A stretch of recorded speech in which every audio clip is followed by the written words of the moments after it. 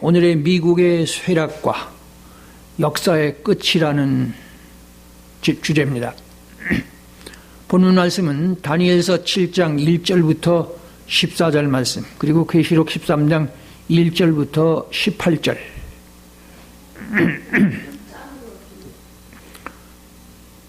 이 말씀이 미국이 마지막 적그리스도라는 사실을 명쾌히 가르치는 말씀입니다. 본문 읽지 않고 그냥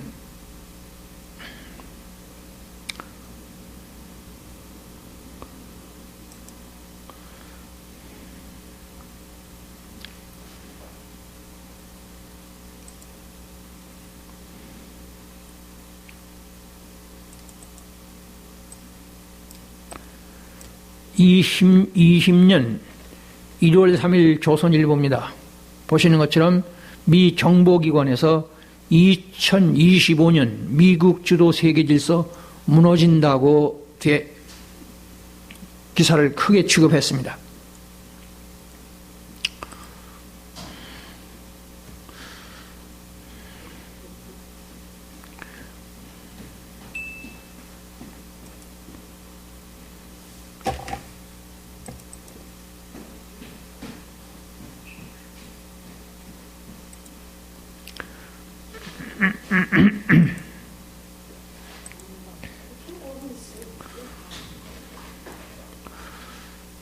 오늘의 예언서를 취급하시는 많은 분들도 계시록 13장에 1절부터 10절까지의 이 유럽 합중국은 언급할 줄 아는데, 오늘의 미국은 일부분에 있는지 모르지만 미국은 언급할 줄 잘 모릅니다. 특별히 계시록 13장 1절부터 10절은 유럽 합중국이고 11절부터 18절은 오늘의 미국을 정확히 문자적으로 가르친 말씀이라는 것은 전혀 언급할 줄 모르는 것이 오늘의 그 유럽 예언서를 가르치시는 분들 대부분일 겁니다.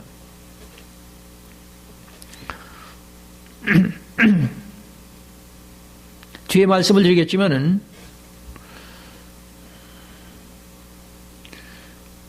느부갓네살 왕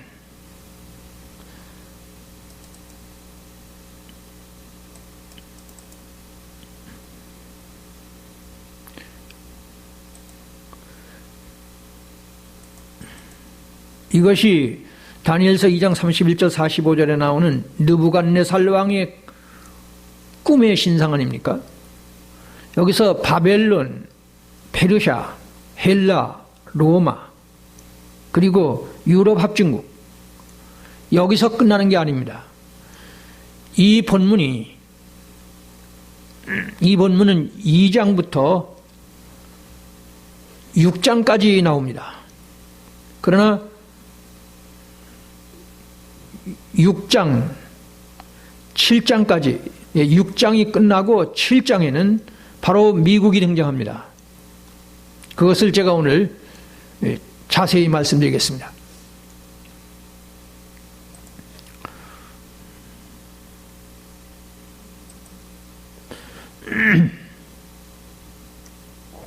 넷째 짐승 10뿔의 정체가 오늘의 유럽 합중국이기 때문에 오늘의 미국이 새끼양 짐승이고, 그리고 다니엘서 7장 8절에 작은 뿔에 10뿔에서 나온 작은 뿔이라는 말씀을 드리겠습니다. 그래서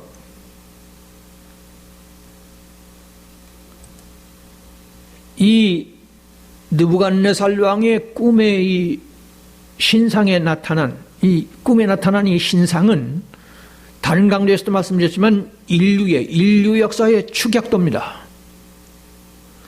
인류 역사는 바벨론 역사로부터 시작해서 미국과 유럽 합중국이 문화 문명이 지배하는 그런 때가 되면은 역사는 끝난다는 말씀이 바로 이 느부갓네살 왕의 꿈의 큰 신상에 이 가르치는 전체 내용입니다.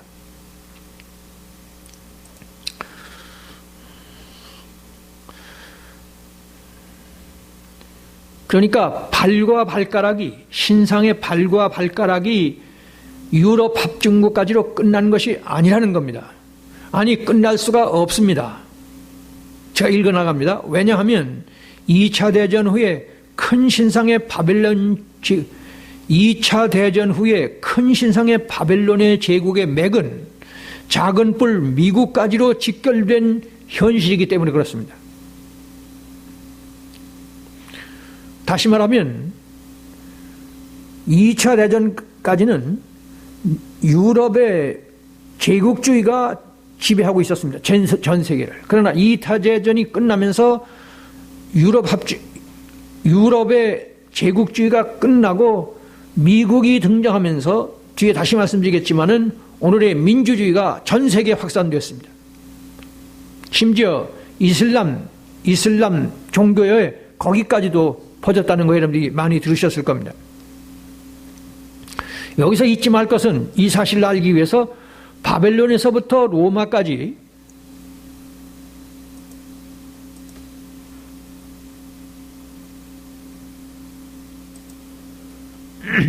자, 여기 머리는 바벨론 아닙니까?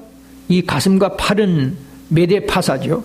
그리고 여기 이 종아리 여기 말고 여기 둔부부터 여기는 그리스, 헬라죠.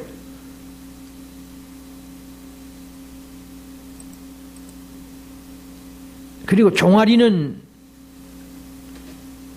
로마입니다. 그리고 발 부분은 오늘의 유럽 합중국입니다. 그러니까 바벨론, 페르시아, 헬라, 로마, 유럽 합중국은 한마디로 말해서 선진국입니다. 다시 말합니다.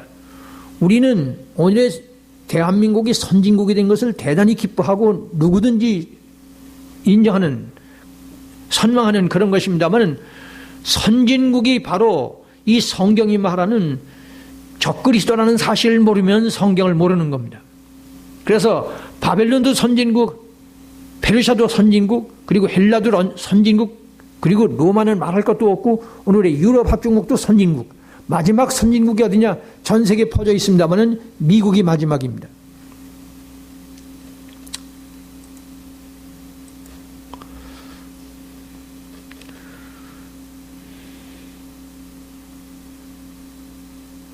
그래서 아실 것은 신상의 바벨론은 구바벨론은 1800년경이죠. BC 1800년경이고 신바벨론은 BC 605년부터 539년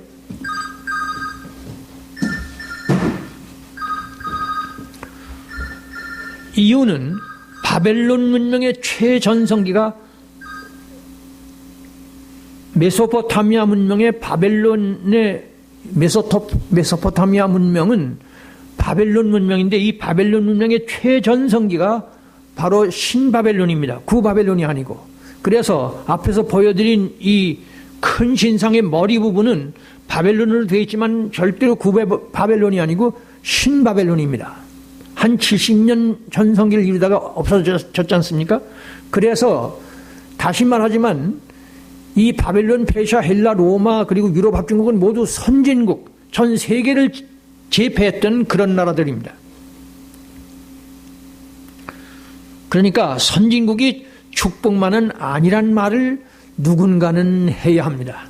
적어도 영의 눈을 바로 뜬 사람들, 성경을 영의 눈으로 보고 해석할 줄 아는 사람은 선진국은 절대로 축복만은 아니라는 것을 아주 확연하게 분명하게 자신이 알아야 하고 교회에 가르쳐야 합니다. 선진국 자체가 저주라든가 나쁘다는 뜻이 아니고 그 좋고 편리한 거 갖다 주는 것도 좋지만 육신적으로는 좋은데 바벨론부터 오늘의 미국까지 모두 다 선진국인데 이 선진국은 바로 적그리스도의 대명사라는 겁니다.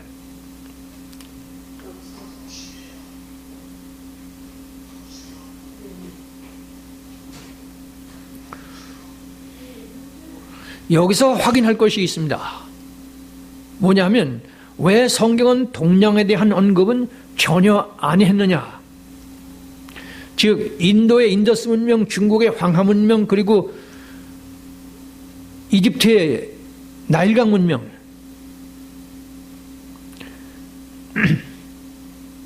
인류의 4대 문명 발상지 중에 메소포타미아 문명만이 말세지말인 오늘의 인류 문명을 지배하고 있음이 현실.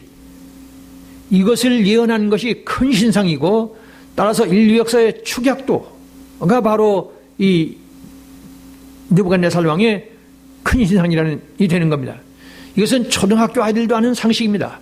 만일 그렇지 않았다면, 이 큰 신상이 인류의 축약도가 안 됐다면 성경이 유일절대, 예수님이 유일절대 진리라는 것이 의심받을 뻔했습니다.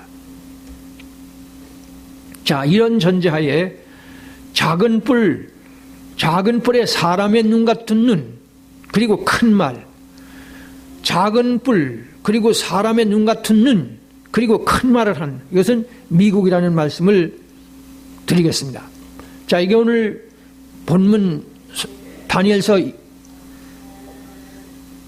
7장의 본문입니다.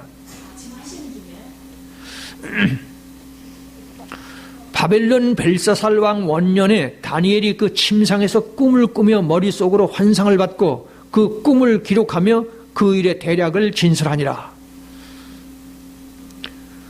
다니엘이 진술하여 이르되 내가 밤에 환상을 보았는데 하늘에 네 바람이 큰 바다로 몰려 불더니 큰 짐승 넷이 바다에서 나왔는데 그 모양이 각각 다르더라. 첫째는 사자와 같은데 독수리의 날개가 있더니 내가 보는 중에 그 날개가 뽑혔고 또 땅에서 들려서 사람처럼 두 발로 서게 함을 받았으며 또 사람의 마음을 받았더라. 또 보니 다른 짐승 곧 둘째는 곰과 같은데 그것이 몸 한쪽을 들었고 그 입에 잇사이는 새 갈빗대가 물렸는데 그것에게 말하는 자들이 있어 이르기를 일어나서 많은 고기를 먹으라 하였더라. 그 후에 내가 또 본즉 다른 짐승 곧 표범과 같은 것이 있는데 그 등에는 새의 날개 넷이 있고 그 짐승에게 또 머리 넷이 있으며 권세를 받았더라. 내가 밤 환상 가운데 본 넷째 짐승은 무섭고 놀랍고 또 매우 강하고 철로 된 큰 이가 있어서 먹고 부서뜨리고 그 나머지를 발로 밟았으며 이 짐승은 전에 모든 짐승과 다르고 또 10뿔이 있더라. 자, 이것은 다니엘서 7장 1절부터 7절에 나오는 말씀을 제가 그냥 읽어드렸습니다. 이것이 바로 10뿔에서 이 작은 뿔이 나오기 때문에 10뿔의 출처를 이 작은 뿔의 출처를 말씀드리기 위해서 읽어드렸습니다만은 여기에 바벨론이 나오고 페르시아가 나오고 헬라가 나오고 로마가 나옵니다. 그 로마를 10분이라고 한다는 것을 잊지 않아야 합니다. 자, 8절을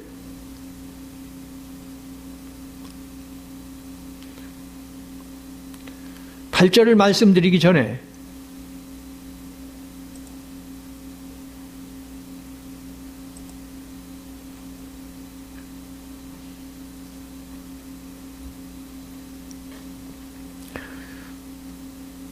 계시록 13장 1절부터 10절에 가보면 거기에는 7머리 10뿔이 달린 짐승입니다. 그리고 그 짐승은 사자와 같고 그리고 곰과 같고 그리고 표범과 같다고 그럽니다. 바로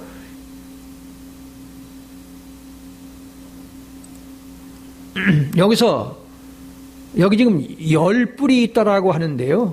제가 그림을 지금 못 보여드리는데 이 10뿔 7머리 표범과 곰 사자, 이 짐승을 여기서 이 다니엘서 7장에서는 10뿔이라고 말씀하고 있다는 것 아셔야 합니다. 중요한 건 이제 8절인데, 자 보세요. 내가 그 뿔들을, 즉 10뿔들을 유심히 보는 중에 다른 작은 뿔이 그 사이에서 났다는 겁니다. 첫 번째 뿔들 중에 셋이 그 앞에서 뿌리까지 뽑혔다고 그럽니다. 그리고 이 작은 뿔에는 보라, 사람의 눈 같은 눈들이 있고 또 입이 있어서 큰 말을 했다고 말씀합니다. 여기 지금 제가 빨간 글씨로 여기 보라, 비홀드, 그리고 히브리어, 이게 아루입니다. 우리의 본문에도 그렇고 영어 본문에도 그렇고 이 아루가 빠졌습니다. 이 아루라는 말은 우리말로 보라, 그리고 영어로 비홀드입니다.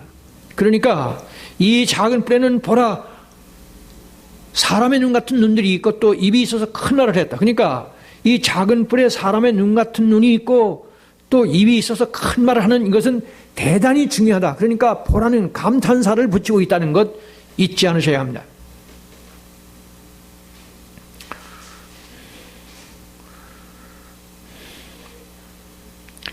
이제 다니엘서 7장을 찾으시기 바랍니다. 다니엘서 7장 8절인데 모두 다니엘서 7장 8절을 찾으십시오. 제가 읽어드립니다. 내가 그 뿔들을 유심히 보는 중에 다른 작은 뿔이 그 사이에서 나더니 첫 번째 뿔 중에 셋이 그 앞에서 뿌리까지 뽑혔다. 이 작은 뿔에는 사람의 눈 같은 눈들이 있고 또 입이 있어 큰 말을 하였더라. 그러니까 여기서 중요한 것은 지금 이 작은 뿔이 났는데 첫 번째 10뿔 중에서 세 뿔이 뿌리까지 뽑혔다는 겁니다. 이게 무슨 뜻이냐? 2차 대전 후에 앞에서 이미 말씀드렸지만은 미국의 정체성을 지금 말씀하는 겁니다. 왜냐하면 먼저 10뿔 중에 3뿔은 2차 대전에서 소위 추축국이었던 독일, 이태리, 일본을 가리킵니다. 그래서 제가 빨간 글씨로 적은 겁니다.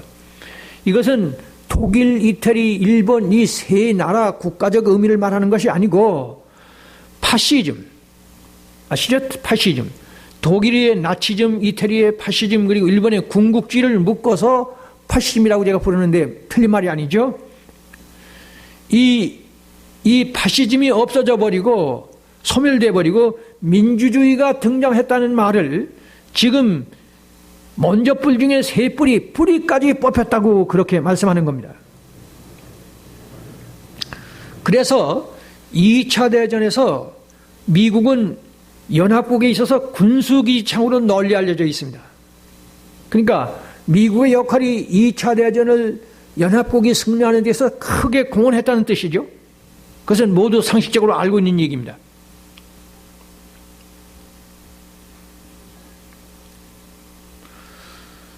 이제 우리가 여기서 이것을 확실하게 알기 위해서, 즉 먼저 뿔 중에 3뿔이 뿌리까지 뽑혔다는 말씀이 2차 대전이 끝나면서 추축국이 지고 연합국이 이겨서 미국이 오늘의 미국을 탄생시켰다는 뜻인데, 그것을 알기 위해서 2차 대전에서 제가 썼습니다만 2차 대전에서 만일 연합국이 아닌 추축국의 승리로 끝났다면 어떻게 되느냐? 우리나라는 두말할 것도 없이 일본의 압제하에 있어야 합니다. 그리고 전 세계는 민주주의를 못 누립니다. 민주주의라는 게 얼마나 중요한지 여러분들 아시죠?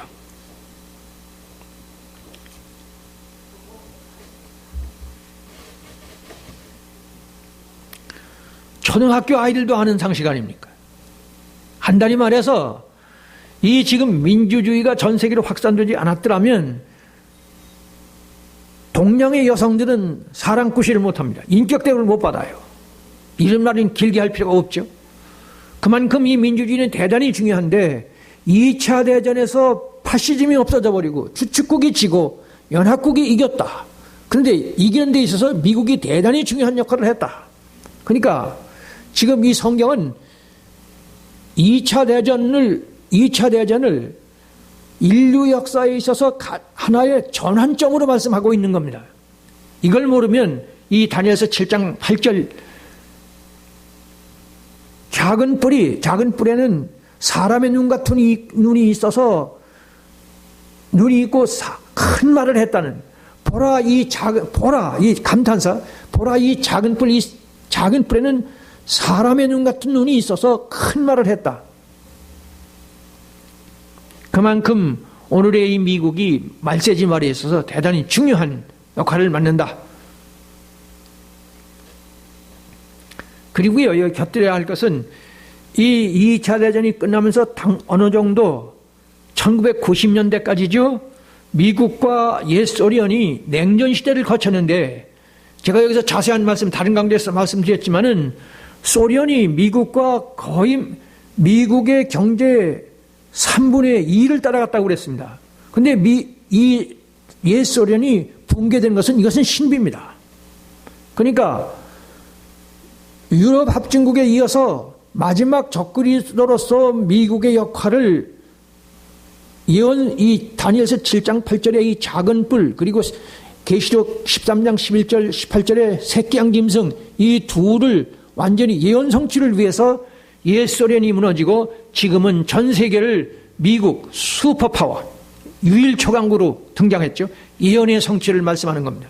제가 지금 다니엘서 7장 8절에 새끼양 이 작은 뿔에는 사람의 눈 같은 보라 사람의 눈 같은 눈이 있어서 큰 말을 했다는 이 예언의 성취를 지금 말씀했습니다.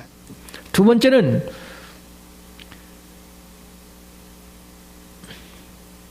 미국 자체를 말했고 보라 작은 뿔에는 사람의 눈 같은 눈이 있다는 말씀을 자세히 드리겠습니다. 우리 속담에 인간의 몸이 1000냥이라면 눈은 900냥이라는 말이 있습니다. 뭘 얘기를 하느냐? 인간의 오관 중에 눈이 없으면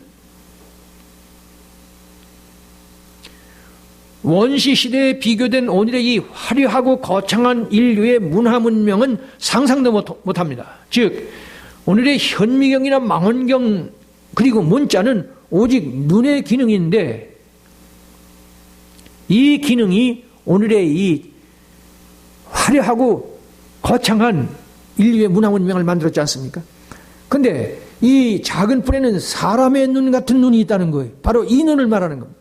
그리고 뒤에 자세히 말씀드리겠지만은 오늘의 이 IT 산업, 1차 산업, 2차 산업, 3차 산업을 지나서 이제는 4차, 5기가 시대에 왔지 않습니까? 이걸 누가 이끌었느냐? 2차 대전 후에 미국이 컴퓨터를 만들면서 오늘의 이 4차 산업까지 온 겁니다. 바로 그것을 말하는 겁니다. 마지막 시대의 자연과학을 이끄는 것은 어디까지나 작은 뿔 그리고 새끼양 짐승 미국이라는 것을 지금 보라 작은 뿔에는 사람의 눈 같은 눈이 있다고 말씀하는 겁니다. 구체적으로 말해서 말세지말인 오늘의 미국의 첨단 과학을 선도했음의 뜻입니다. 즉 컴퓨터를 만들고 미국이 만들었죠. 비행기도 미국이 만들고 원자폭탄도 미국이 만들었습니다. 그리고 바코드를 만들었는데 이 자연과학이 경제를 만든다는 거 삼척동자도 아는 얘기 아닙니까? 바로 이것을 말하는 겁니다. 즉 오늘의 미국의 유일 초강국의 결정적인 조건이 뭐냐? 최초로 컴퓨터를 만들었습니다. 2차 대전이 끝나고 나면서 2차 대전에서 핵무기도 만들었지만 컴퓨터를 만들어서 오늘의 이 IT 산업을 비롯한 4차 산업, 5기가 시대까지 왔는데 바로 미국이 그 일을 했다. 왜? 사람의 눈 같은 눈이 있기 때문에. 그래서 여기서 참고로 반드시 덧붙여야 할 게 있습니다. 계시록 4장 6절부터 8절에 보면 네 생물인 눈이 나옵니다. 네 생물에게 눈이 있는데 이 네 생물은 제가 지금 시간 없어 안 찾습니다만은 앞뒤에 이 네 생물의 앞과 뒤에 눈이 있고 그리고 중앙에 온몸에 눈이 있고 가운데 눈이 있다는 거예요. 뭘 말하느냐? 바로 네 생물은 타락한 인간 실존을 말하는데 인간이 눈을 가지고 문화 문명을 만든다는 그런 뜻입니다.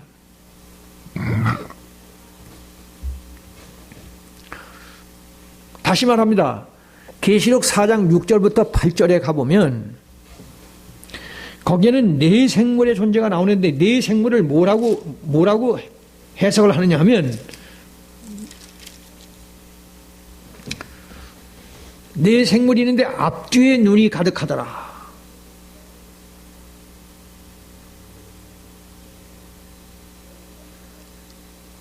각각 6날개를 가졌고 안과 주위에 눈들이 가득하더라.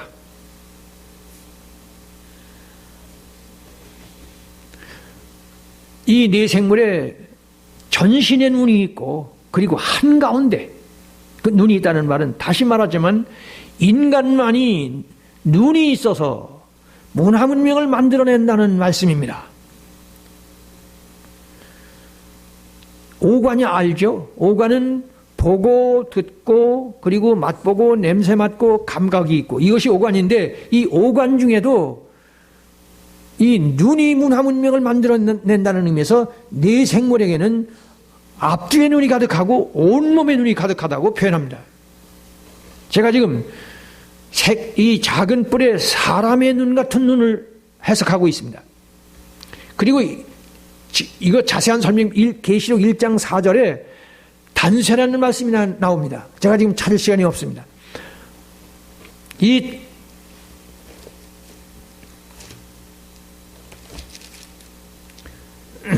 제가 읽어드리겠습니다. 4절입니다. 내가 보니 북쪽에서부터 폭풍과 큰 구름이 나오는데 그 속에서 불이 번쩍번쩍 빛이 그 사방에 비치며 그 불 가운데는 단쇠 같은 것이 있고 라고 말씀이 납니다. 이 단쇠가 히브리 원어로 하시말라인입니다. 다시 말하면 산산조각내고 박살내는 눈입니다. 다시 말합니다. 이 에스겔 1장 4절에는 단쇠라는 말씀이 나오는데 전 세계의 교회가 수천 년 동안 전혀 해석하지 못한 말입니다. 그 왜 그러냐 하면 이 단쇠라는 말이 히브리 말의 하시말 아인인데 하시말이란 말은 박살내고 산산조각나는 뜻이고 아인이란 말은 눈이라는 뜻인데 여기 지금 단쇠에 눈이 들어갑니다. 만일 이 단쇠란 말은 이 대장간에 불로 달군 그 쇠를 말하는데 엉뚱하지만 만일 적어도 거기에 눈이란 말이 들어가야 되는데 눈이 삭제됐습니다. 그러니까 뒤에도 말씀드리겠지만은 여기 지금 이 성경 예언서에 작은 뿔에 사람의 눈 같은 눈도 해석을 못하고 있고 지금 에스겔서에 사람의 이 눈을 해석을 못하고 있는데 1장 4절에 하시말 아이는 산산조각내고 박살내는 눈입니다. 뭘 말하느냐? 인간이 이 핵무기를 만들어서 인류를 멸절시킨다는 그런 예언입니다. 이 에스겔서는 계시록에서는 미국을 말하고 왜냐하면 첨단 과학을 만들었으니까요. 비행기도 만들었고 이 러시아도 여기서는 에스겔서에서는 미국이 아닌 러시아를 말합니다.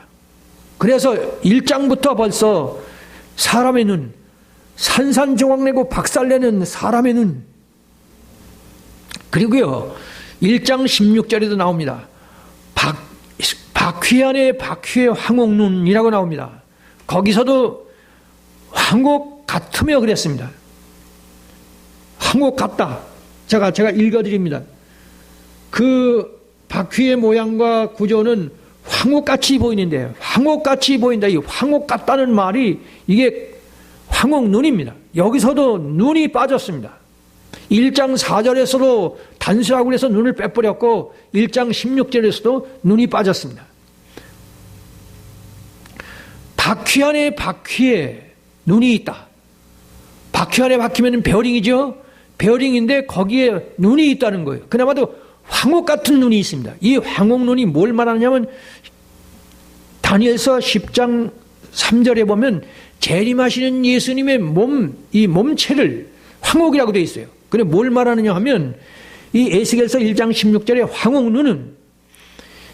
눈은 인간의 자연과학, 특별히 문화문명, 특별히 자연과학을 만들어내는데 이 자연과학이 재림하시는 예수님을 그걸 흉내낸다는 뜻에서 여기 지금 황옥눈을 말씀하는 겁니다. 이게 본래 중간에서 제가 말씀드립니다마는 칠판에 써가면서 자세한 해석을 하지 않으면 안 되는 건데 저는 그런 것이 전혀 갖춰지지 않기 때문에 지금 이렇게 핵심만 말씀을 드리는 겁니다. 그 다음에 또 한 가지 눈을 말해야 합니다. 스가랴 3장 9절에 보면 한 돌에 7눈이라는 말씀이 나오는데 뭘 말하느냐? 간단히 말해서 예수 메시아의 전지전능하심의 눈을 말하는 겁니다. 제가 지금 이 다니엘서 7장 8절에 작은 뿔에는 사람의 눈 같은 눈이 있는데 이 사람의 눈이 뭐냐 하는 말씀을 드리는데, 에스겔서 1장 4절에 황옥눈, 산산조각내고 박살내는 눈, 그리고 16절에는 황옥눈을 말씀드렸고, 지금 스가랴 3장 9절에는 한 돌에 7눈이 나오는데,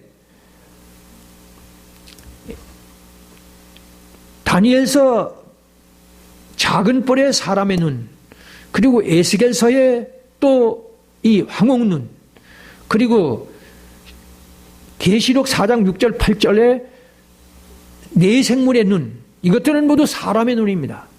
왜냐하면 앞뒤에 눈이 있고 그리고 가운데 눈이 있다. 뭘 말하느냐? 많은 눈입니다만. 그러니까 하등 동물들도 눈이 있습니다. 그러나 우리 인간의 눈과는 전혀 다릅니다. 우리는 하나님의 형상을 닮은 인간이기 때문에, 만물의 영장이기 때문에 문화문명을 만들어내지만 짐승의 눈이 문화문명에 있어서 문화문명은 상상도 못하지 않습니까? 그러니까 짐승의 눈이 아니고 하나님의 형상을 닮은 인간의 눈을 바로 사람의 눈이라고 지금 다니엘서 7장 8절에서 이 작은 뿔의 사람의 눈이라고 말씀하는데, 이 사람의 눈 말고 스가랴 3장 9절에는 한 돌에 7눈, 한 돌이 누구죠? 돌이 누굽니까? 반석 되신 예수님이죠. 이 반석에 7눈이 있다는 거예요. 7눈이란 뭘 말합니까? 7이라는 숫자는 제가 여기서 말씀을 못 드립니다만은 바로 하나님의 완전성을 말하는 겁니다. 그러니까 지금 한 돌의 7눈은 하나님의 완전하신 눈, 즉 전지전능 무소부재 완전하신 눈을 말씀하는 겁니다. 자, 이렇게 되면 다니엘서 7장 8절에 작은 뿔에 사람의 눈이 아마 설명됐을 것입니다. 자, 그 다음에 세 번째, 큰 입이 있어서 큰 말을 했다는 겁니다. 입이 있어서 큰 말을 했다는 겁니다. 이 큰 말이란 무슨 뜻이냐? 별지로 설명드리겠습니다. 여러 번 말씀드린 건데 또 한 번 말씀드리겠습니다. 이 자연과학을 제가 다른 강좌에서도 계속해서 말씀드렸지만은 이 자연과학을 모르면 예언서는 절대로 해석되지 않습니다. 그래서 작은 뿔의 큰 말이 뭐냐? 미국이 컴퓨터를 만들고 비행기를 만들고 원자폭탄을 만들고 그리고 이 인공지능을 만들고 또 바코드를 만들어서 짐승의 표를 만들어서 과학과 경제로 전 세계를 지배하는 나라가 됐는데, 그래서 큰 말을 한다는 거예요. 뭘 말씀하느냐? 자, 잘 보십시오. 컴퓨터 칩, 자연과학을 발견했으니 이제는 하나님 따위는 필요치 않게 됐다. 이런 말씀이 계속됩니다만은 이 말을 최초로 한 것이 미국입니다. 1980년 6월 30일자 뉴스위크는 미국 아닙니까? 바로 이걸 말하는 겁니다. 이것에 또한 설명을 해드리겠습니다. 우주를 관측한 결과 우주 탄생에는 신이 필요치 않다는 결론을 내렸다. 신의 영역이란 처음부터 없다. 다만 인간이 가보지 않은 곳이 있을 뿐이다. 스티븐 호킹, 영국 사람입니다만은 역시 큰 말이죠. 하나님 같은 소리예요. 그 다음에요, 하나님이 있다는 종교는 박멸돼야 할 정신적인 바이러스다. 인류는 신이 있다는 망상으로부터 탈출해야 한다. 영국의 물리학자 리처드 도킨스입니다. 역시 이게 큰 말입니다. 하나님 같은 소리죠. 하나님을 도전하니까.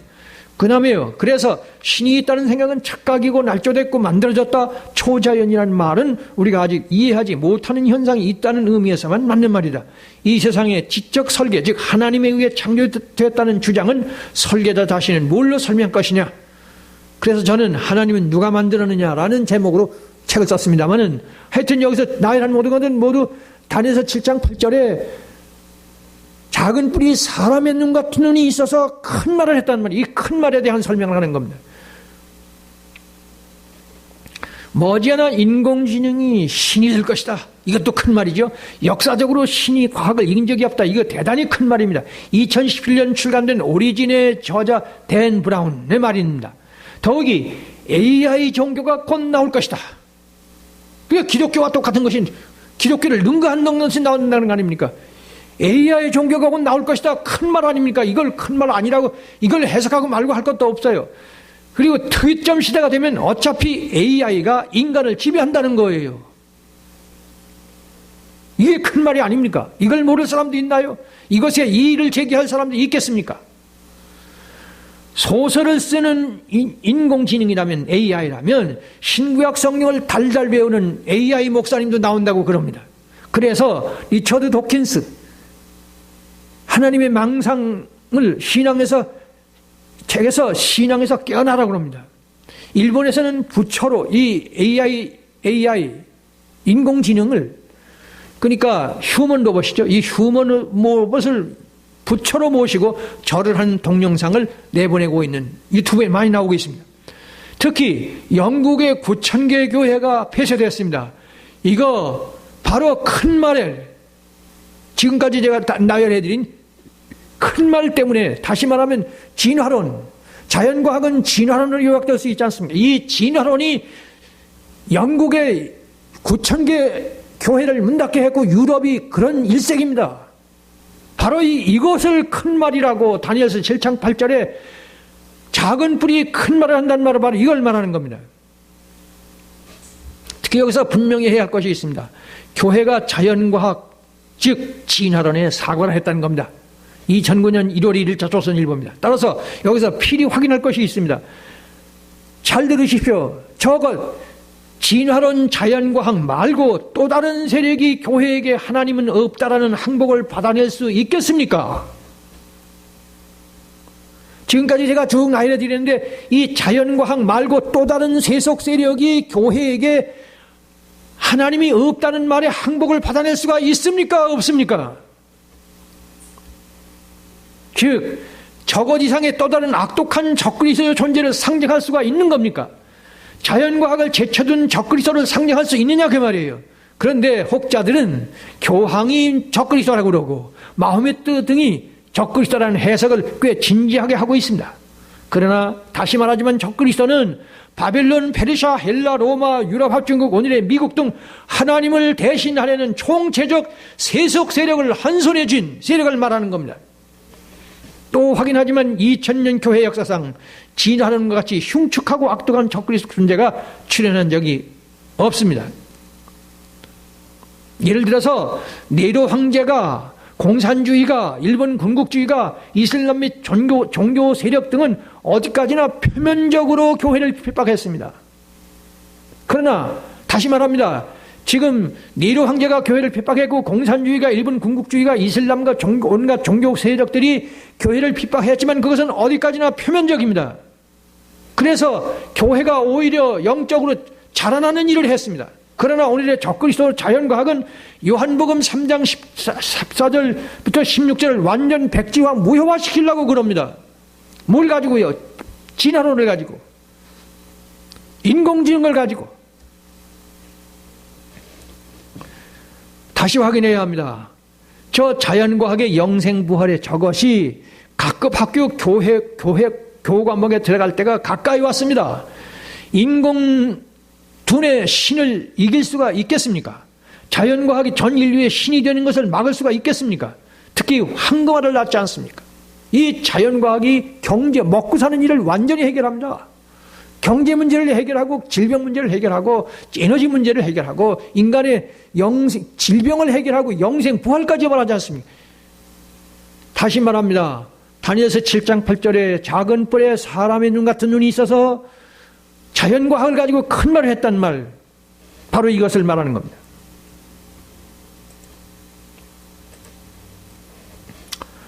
자, 다니엘서 7장 8절을 다 했습니다. 이제 계시록이 말씀하는 색계양 짐승 미국을, 색계양 짐승도 미국입니다. 계시록 13장 11절 18절 제가 읽을 사이가 없습니다. 거기 보면 우선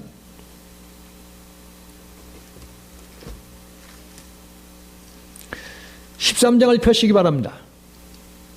13장 11절에 보면 내가 밤에 또 다른 짐승이 땅에서 올라오니 어린 양같이 두 뿔이 있고 용처럼 말을 하더라.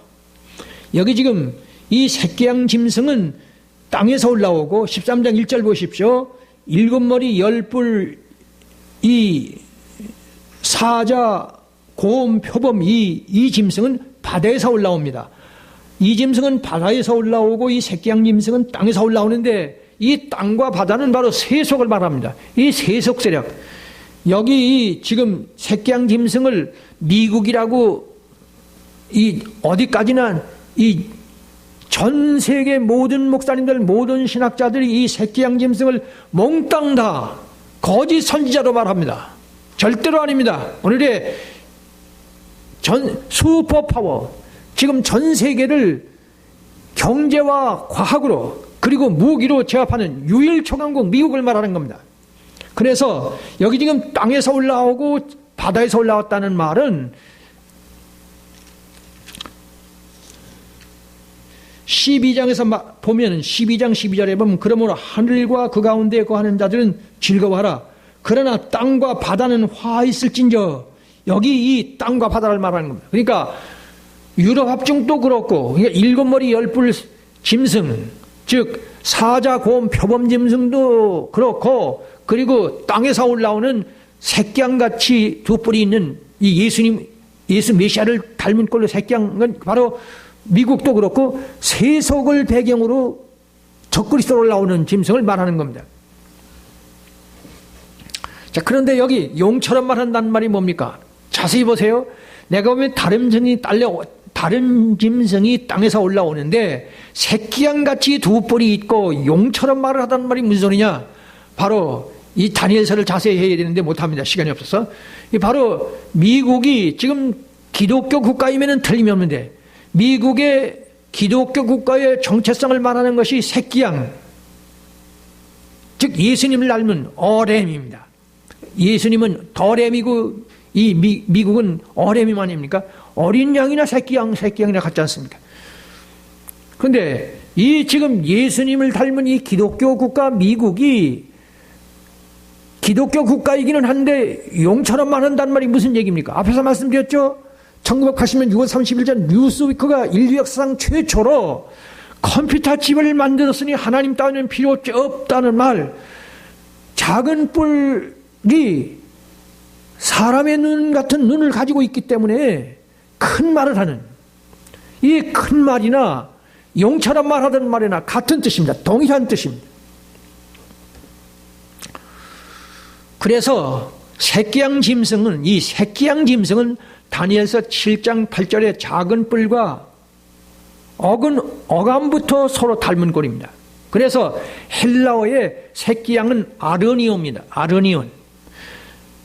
어린 양도 아르니온이고 새끼양도 아르니온입니다. 새끼양이나 어린 양이나 같지 않습니까? 하여튼 예수님을 말할 때는 더렘이고 그리고 미국을 말할 때는 어렘으로 쓰였습니다. 뭐가 다르냐? 관사만 다른 거예요. 더와 어가 다를 뿐입니다. 또한 작은 뿔의 히브리어가 제이르 케렌이라고, 이 케렌은 뿔을 말합니다. 그리고 제이르라는 말은 어리다는 말, 그리고 스몰이라는 말과 같습니다. 그러니까 다니엘서 7장 8절에 이 작은 뿔이나 여기 지금 계시록 13장 11절 18절에 나오는 새끼 양은 동일한 미국을 가리킵니다. 그래서 히브리어의 제이르, 이 제이르가 릴 스몰입니다. 리틀 스몰. 그리고 새끼양은 그 어렘이죠. 그러니까 어린 양 그리고 작은 뿔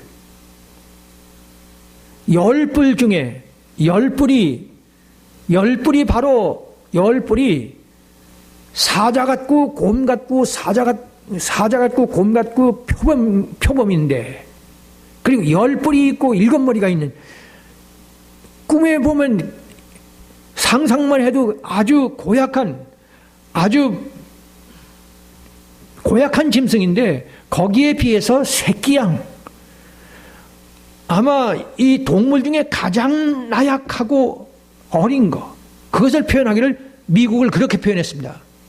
왜냐하면 미국은 처음서부터 뒤에도 말씀드리겠지만은 바로 기독교 국가이기 때문에 그렇습니다. 결국 같은 뜻입니다. 그러니까 다니엘서 7장 8절에 다시 말하지만 작은 뿔과 지금 계시록 13장 11절부터 18절에 나오는 이 새끼양 짐승은 동일한 미국을 말한다는 걸 제가 말씀드렸습니다.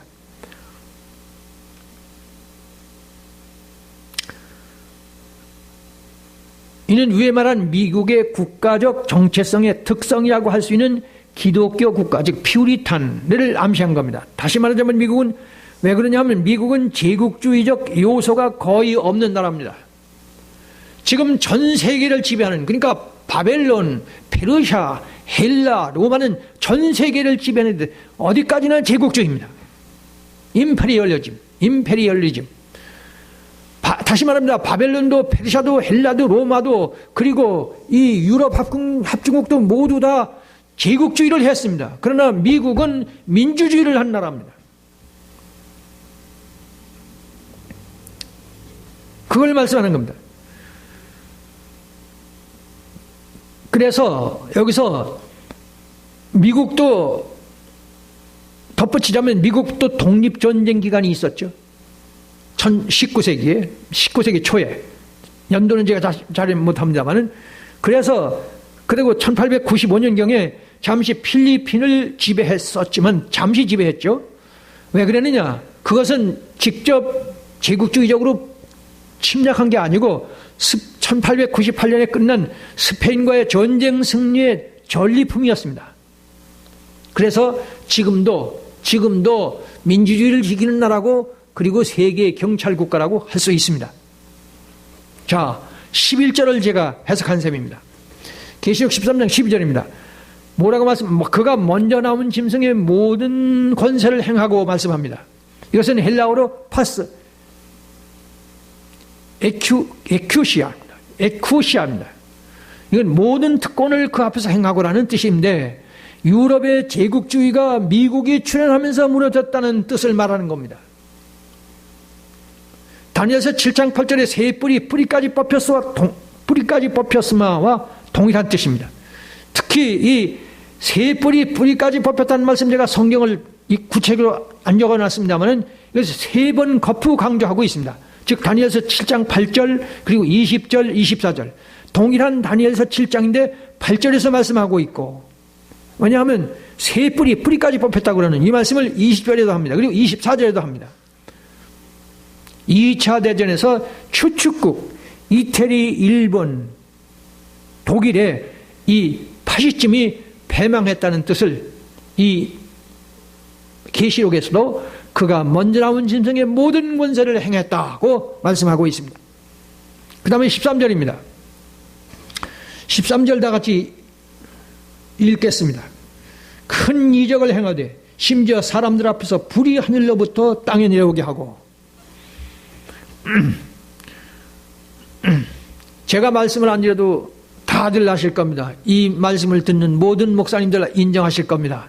당장에 가서 이 계시록 13장 주석을 보십시오. 모든 신학자, 모든 목사님들이 이 큰 이적을 뭘로 해석하느냐? 갈멜산의 엘리야의 불로 해석합니다. 절대로 아닙니다. 왜냐하면 이 갈멜산의 엘리야의 불은 BC 560년경에 이스라엘의 민족 신앙을 위한 선지자로서의 증험을 말씀하는 불입니다.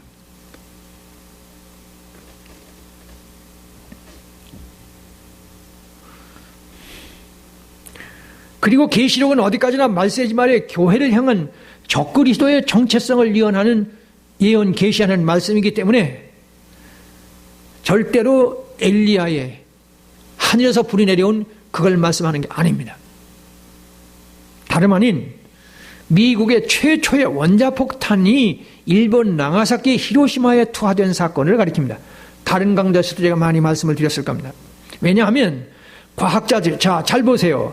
왜냐하면 왜 일본의 나가사키 히로시마에 투하된 미국의 최초의 원자폭탄이냐?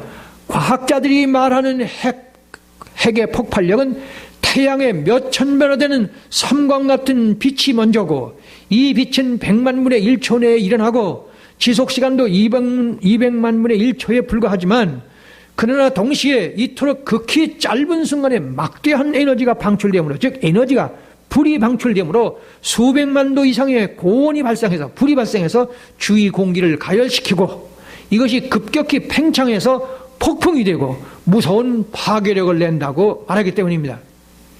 그리고 1초 내에 지름 1m짜리 불덩어리가 만들어지고 이것이 1만 분지 1초 내에 13 내지 14m 정도의 30만 도의 불덩어리로 바뀝니다. 그래서 제가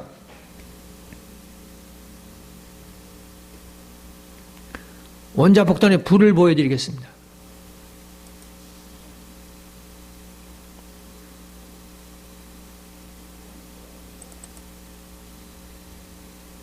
자, 이게 지금 핵폭발하는 순간입니다.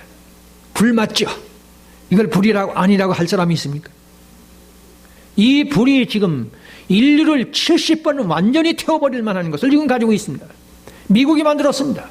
미국이 비행기도 최초로 만들었고 그리고 원자폭탄도 최초로 만들어서 2차 대전을 끝냈지 않습니까? 바로 미국을 말하는 겁니다. 그리고 컴퓨터도 미국이 만들었고 이 지금 바코드도 이 짐승의 표도 미국이 만들었지 않습니까? 그러니까 계시록 13장 1절부터 18절은 바로 미국을 정확히 문자적으로 지금 지목하고 있는 겁니다. 그러니까 다니엘서 7장 8절에 작은 뿔이고 그리고 이 계시록에서는 이 새끼 양입니다.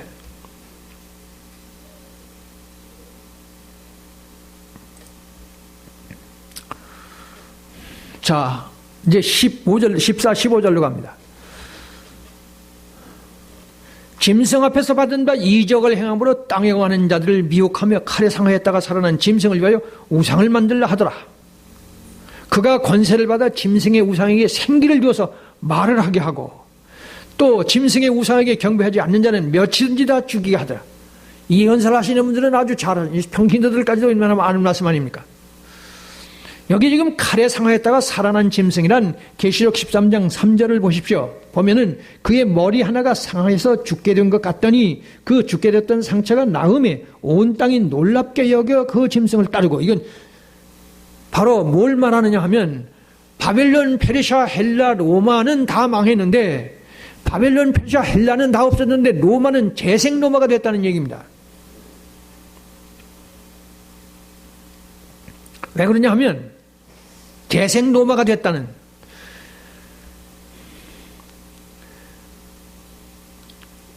962년 독일의 오토 1세가 교황으로부터 신성 로마 제국의 황제의 관을 받았습니다. 이것이 1806년까지 계속되는데 이 재생 로마라는 말 바로 이겁니다. 역사적 사실과 오늘의 유럽 합중국은 재생 로마, 레스토레이션 오브 로마, 재생 로마죠. 다시 살아났다는 얘기. 그래서 프로디라는 사람, 전 유럽 합중국의 위원장이었습니다. 이분이 뭐라고 했냐면 옛 로마는 군사적인 힘으로 유럽을 통일했지만 우리는, 즉 유럽 합중국은 이상과 규범에 의해서 통일된다.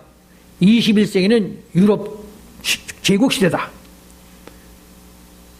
그러니까 제가 지금 무슨 말씀드리냐 하면 3절에 그의 머리 하나가 상해서 죽게 된 것 같더니 그 죽게 됐던 상처가 낫다. 뭘 말하느냐? 바벨론, 페르시아, 헬라는 다 없어졌습니다. 그러나 로마는 지금 유럽 합중국으로 다시 태어났다. 다시 등장했다. 그 말입니다.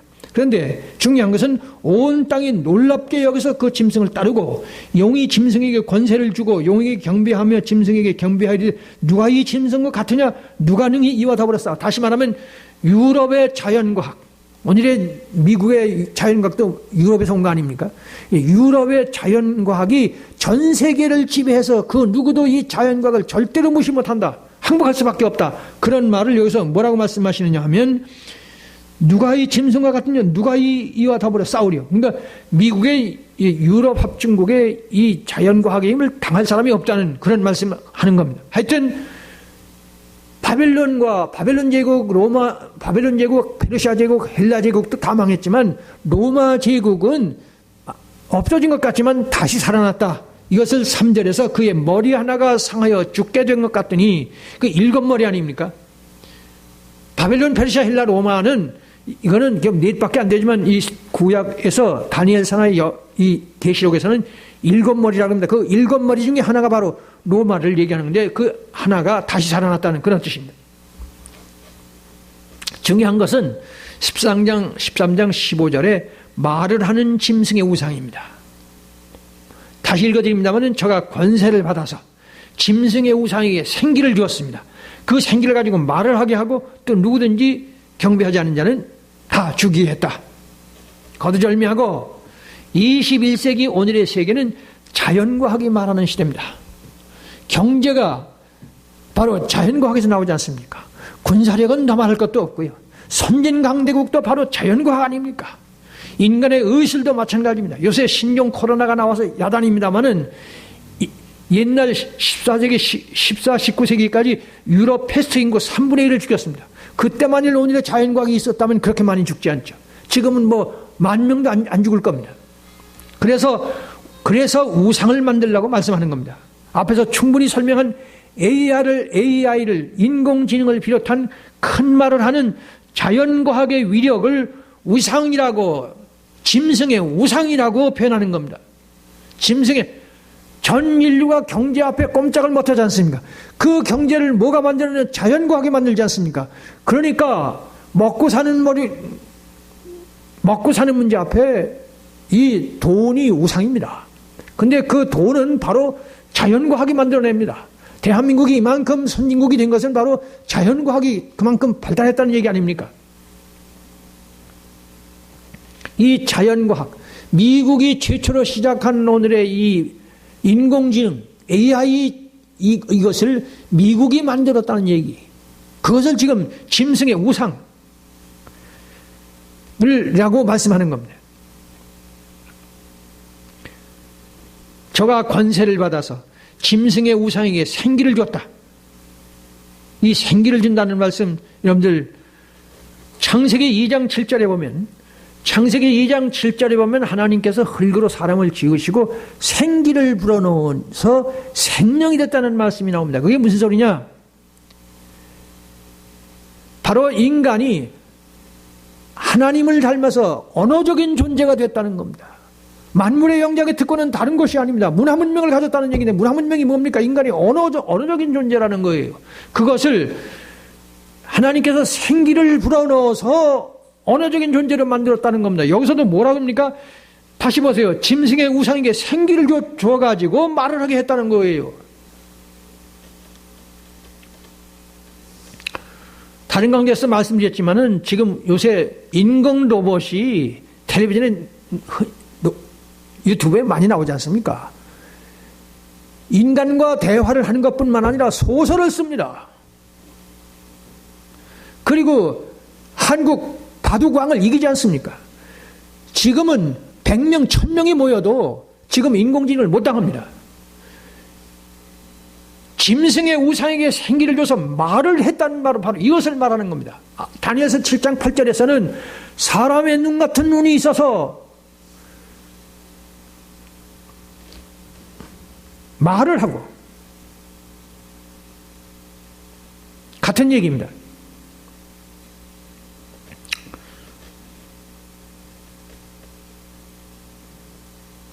이제 13장 16절 18절에 짐승의 우상 그리고 표 그리고 이름 숫자 그리고 하나님의 인까지를 말씀드립니다. 저가 모든 자고 작은 자나 큰 자나 부자나 가난한 자나 자유인이나 종족이 그 오른손이나 이마에 표를 받게 하고 누구든지 이 표를 가진 자에는 매매를 못하게 하니 이 표는 그 짐승의 이름이나 그 이름의 수라. 지혜가 여기 있으니 총명한 자는 그 짐승의 수를 세봐라. 그것은 사람의 수니 666이나.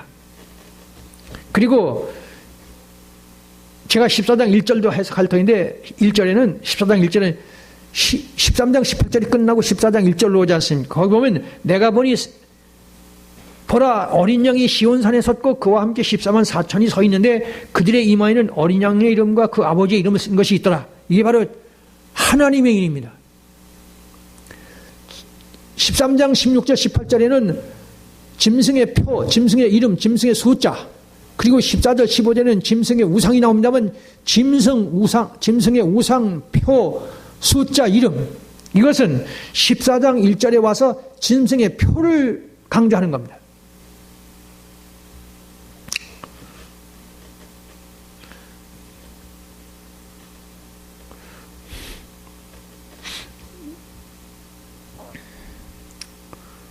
자, 여기서 지금 본문 저가 모든 자, 곧 작은 자나 큰 자나 부자나 가난한 자나 저인이나 종족에게, 그러니까 모든 전 인류를 가리키는 겁니다. 이들에게 오른손이나 이마에 표를 받게 한다. 이게 뭐냐 하면 바로 오늘의 바코드를 정확히 집어넣은 겁니다. 2000년 전에 사도 요한을 통해서 말세가 되면 바코드가 등장할 것을 정확히 예언한 겁니다. 왜 그러냐 하면 이 표를 가진 자 외에는 매매를 못합니다. 다른 강좌에서 자세히 말씀드렸지만 제 책에는 더 자세히 되어 있습니다만은 오늘날 이 무역에 있어서 이 바코드가 없으면 무역을 못해요. 대한민국이 무역이 끝나면 어떻게 됩니까? 당장에 1960년대 가난한 나라로 돌아가 버립니다. 무역을 통해서 사고 파는 것을 통해서 우리가 이만큼 선진국이 됐지 않습니까? 그러니까 바코드가 바로 2000년 전에 말씀하는 이 짐승의 표라는 말을 정확합니다. 그래서 그 다음에는 이 표는 짐승의 이름이라고 말씀합니다. 이 이름이 뭐냐? 다름 아니고요. 오늘의 우리가 쓰고 있는 이 바코드를 말씀하는 건데 이 바코드는 한 100가지가 됩니다. 그런데 미국이 쓰는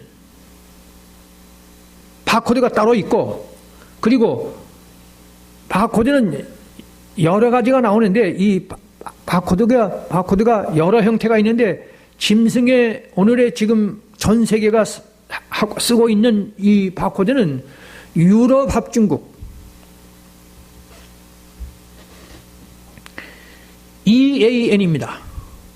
EAN 유러피안 알티클 넘버링입니다. 다시 말합니다. 오늘의 이 전 세계에서 통용되고 있는 이 바코드는 유럽 합중국의 상표를 말하는 겁니다. 그걸 EAN이라고 그러는데 유러피안 알티클 넘버링입니다. 유럽 합중국의 상표예요. 이 EAN이 있고 IAN이 있거든요. IAN은 인텔리전스 알티클 넘버링입니다. 이건 미국에서 쓰고 있습니다. 미국에서만 쓰는 이거는 유럽 합중국에 쓴 거하고 다릅니다. 제가 지금 무슨 말씀 드리냐 하면 여기 지금 짐승의 표라고 되어 있거든요. 이 짐승은 바로 계시록 13장 1절부터 10절에 나오는 7머리 10뿔 곰 사자 표범 짐승을 말하는 겁니다. 유럽 합중국의 표를 말하는 겁니다. 그런데 이 짐승의 이름, 제가 짐승의 이름을 말씀하고 있습니다. 짐승의 이름이 어디 있느냐? 이 지금 바코드에 있습니다. 왜냐하면 EAN이니까요. 유럽 합중국 상표라 그 말이에요.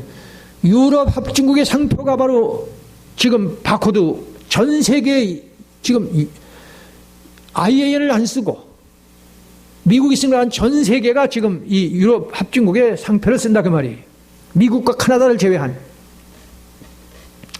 그래서 이 짐승의 이름도 정확하게, 왜냐하면 유럽 합중국의 상표니까요.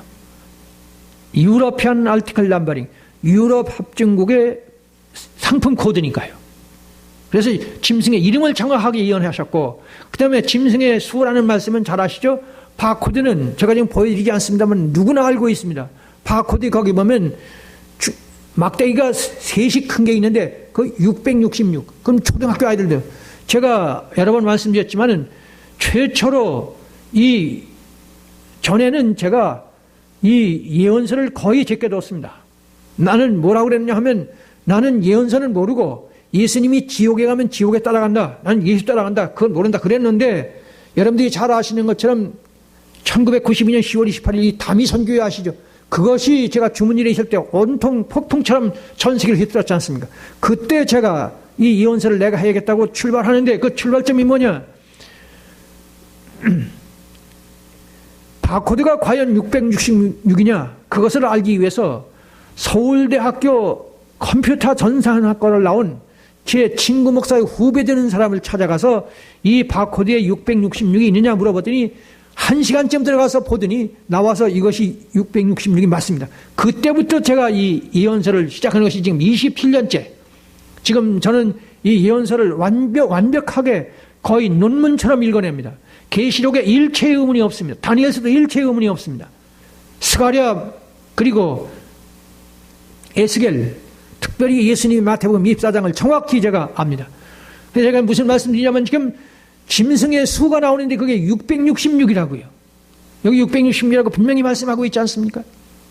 그러니까 2000년 전에 오늘의 말세에 주님이 문 앞에 와 녹화하는 소리가 들릴 때가 언제냐?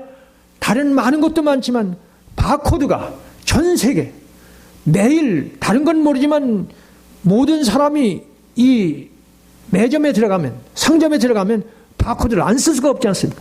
바로 손으로 만지고 두 눈으로 똑똑히 보는 바코드가 등장하면 바로 예수님이 문 앞에 와 계신 증거라는 것을 말씀하는데 여기에 오른손이나 이마에 표를 받게 하고 그리고 매매를 못하게 하고 그리고 짐승의 수가 나오고 짐승의 이름이 나오고 특별히 이마에 표를 받게 하는 이 오른손이라 있지 않습니까? 이게 그냥 손이 아니고 오른손입니다. 이마와 오른손의 표입니다. 뭘 말하느냐? 말세가 되면 사람들이 전 세계 인류가 모두 일제히 돈이 가장 중요한 것으로 생각하고 이 말하는 말은 그런 뜻이에요. 자나 깨나 생각하는 것이 경제 돈이라고 말해요. 그리고 오른손이라는 말은 무슨 손이냐? 왼손이 아닙니다. 오른손은 일하는 것, 만지고 일하는 모든 것을 경제를 위해서 일한다는, 경제를 위해서 일하고 경제를 위해서 생각한다는 그런 뜻이 이마와 손에 표를 받는다는 뜻입니다.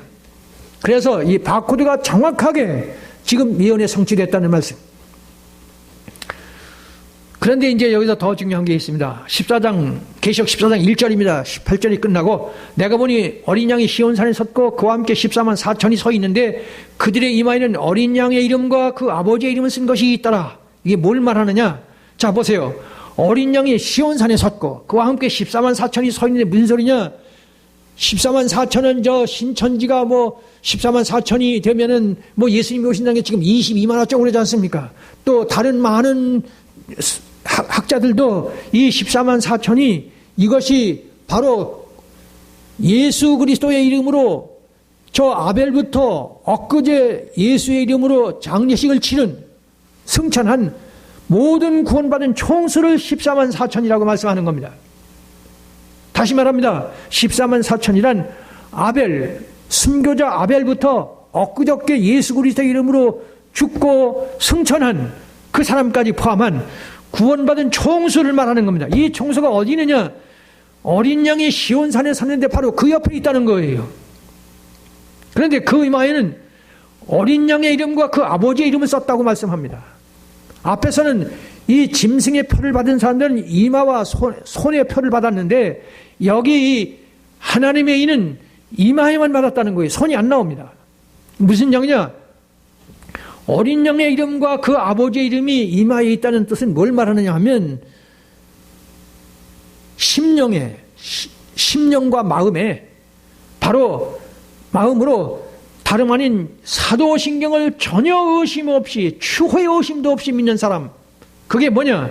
어린 양의 이름과 아버지의 이름. 어린 양이 누굽니까? 예수 그리스도 아닙니까? 아버지는 누굽니까? 하나님 아버지 아닙니까? 하나님 아버지와 예수 그리스도를 기도할 때마다 고백하라는 말씀이 바로 12사도의 이름으로 만들어진 사도신경입니다. 이 사도신경을 추호의 의심도 없이 믿는 사람을 일컬어서 이마에 어린 양의 이름과 아버지의 이름이 쓰였다. 우리는 기도 예배 드릴 때마다 사도신경을 고백하지 않습니까? 이 13장 16절 18절에는 짐승의 표와 짐승의 이름과 짐승의 숫자가 나오는데 여기에는 하나님 아버지와 어린 양의 이름 쓰게 되어 있다는 거예요. 그러니까 13장 16절 18절에 짐승의 표와 극과 극으로 여기 14장 1절에는 바로 하나님의 인을 받은 사람을 말씀한다는 것. 여기서 알 것은 미국이 등장하면서 하나님의 인도 다시 말하면 13장 16절 18절에 바코드를 만들어서 짐승의 이름과 짐승의 수와 짐승의 표와 짐승의 숫자를 말하는 것, 그것의 비교를 위해서 이 하나님의 인을 비교급으로 하기 위해서 미국으로 하여금 바코드를 만들게 했다는 것도 잊으시면 안 됩니다. 자, 이 다니엘서 시간이 있으면, 시간이 다 됐기 때문에 중단합니다만은, 이 다니엘서 제가 7장 8절까지만 했습니다. 그 9절부터 24절, 31절까지를 자세히 해야 미국이 정확하게 나오는데, 여기 몇 말씀만 더 하면 그 모양이 동료보다 커 보이더라라는 말씀이 나옵니다. 21절에. 이 뿔이 성도들과 더불어 싸워 그들에게 이겼다는 말씀은 뭘 말하냐? 앞에서 이미 말씀드렸죠. 컴퓨터 칩을 만들었으니 이제부터는 하나님 같은 건 필요 없다.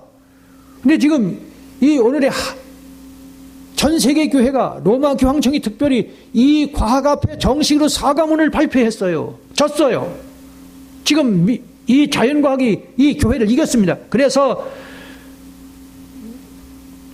이 뿔이 성도들과 더불어 싸워 이겼다. 바로 미국을 말하는 겁니다. 그 다음에요, 성도들과 싸워 이게 장차 지극히 높으신 이를 말로 대적한다. 그게 뭡니까?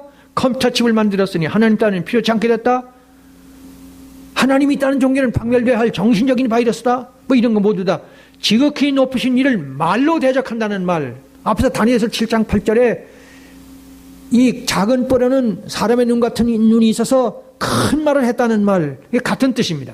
이 장차 지극히 높으신 이를 말로 대적한다는 말이나 작은 뿔이 사람의 눈이 있어서 큰 말을 했다는 말에 이 말로 이긴다는 말 같은 뜻이에요. 미국을 말하는 겁니다. 그리고요, 때와 법을 변개코자 한다는 말씀이 이게 뭘 말하느냐? 다름 아니고 하나님의 나라가 가까웠고 복음을 나왔으니 회개하고 복음을 믿으라는 하나님 예수 재림을 완전히 재림 같은 건 없는 것으로 만드는 것이 오늘의 자연과학입니다. 앞에서 이미 말씀드렸지만은 자연과학만큼 이 성경을 근본적으로 망가뜨리는 것은 자연과학밖에 없습니다.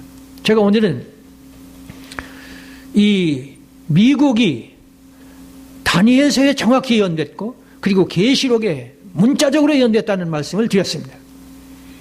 다른 강좌에서도 여러 번 말씀드린 것을 재반복한 것을 이해하시기 바랍니다. 기도드립니다.